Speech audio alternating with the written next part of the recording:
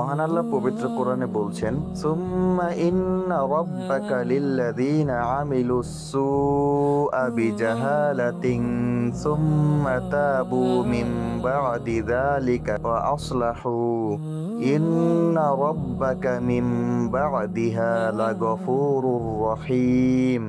অর্থাৎ যারা অজ্ঞতাপ্রসূত মন্দ কাজ করে ফেলেছে, এরপর তা থেকে তওবা করেছে বা ফিরে এসেছে এবং নিজেদেরকে সংশোধন করে নিয়েছে, তাদের এই পরিবর্তনের দরুন নিশ্চয়ই আপনার রব তাদের প্রতি অত্যন্ত ক্ষমাশীল, পরম দয়ালু। প্রশ্ন হলো, আয়াতে উল্লেখিত অজ্ঞতাপ্রসূত পাপ বলতে কি বোঝাচ্ছে? এর অর্থ কি শুধুই অনিচ্ছাকৃত পাপ, নাকি ইচ্ছাকৃত অনিচ্ছাকৃত উভয় এর অন্তর্ভুক্ত?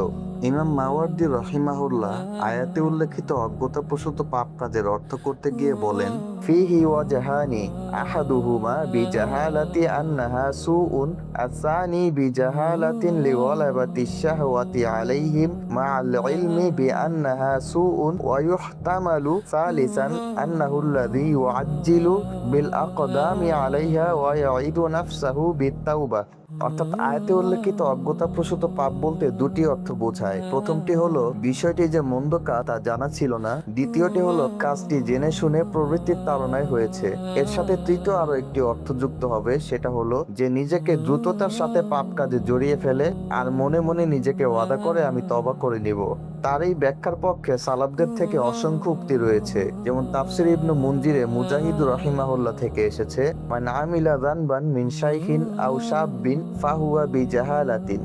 অর্থাৎ বৃদ্ধ বা যুবকদের মধ্য থেকে যেই পাপ করুক না কেন সেটি অজ্ঞতাপ্রসূত পাপ। তাফসিরে কুরতুবীতে কতাদা রাহিমাহুল্লাহ থেকে আরো শক্তভাবে এসেছে, আজমা আসহাবুন নবী সাল্লাল্লাহু আলাইহি ওয়াসাল্লাম আলা আন্না কুল্লা মাসিয়াতিন ফাহিয়া বিজাহালাতিন আমাদান কানাত আও জাহলান। অর্থাৎ নবী সাল্লাল্লাহু আলাইহি ওয়াসাল্লামের সাহাবীগণ এই ব্যাপারে একমত ছিলেন যে প্রত্যেক পাপই মূলত অজ্ঞতাপ্রসূত পাপ, তা ইচ্ছাকৃতভাবে জেনে শুনে করুক বা না জেনে করুক।